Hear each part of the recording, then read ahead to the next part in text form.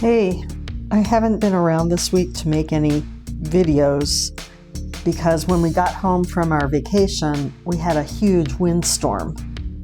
And on Friday the 13th, of course, the wind picked up and blew the roof off the studio and also took out our grape arbor. So we've been working on all of that for the past few days.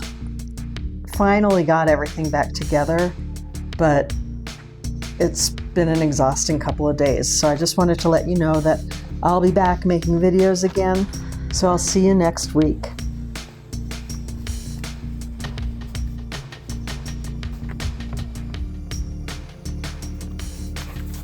Hey, are you supposed to be in those boxes?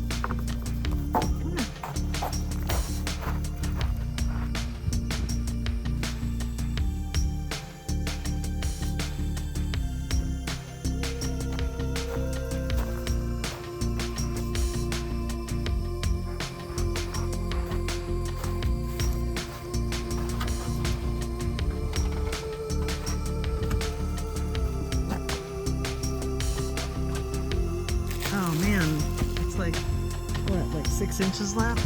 Yeah, something like that. Well, we could... No, maybe more like 12. Yeah, we'll measure, but...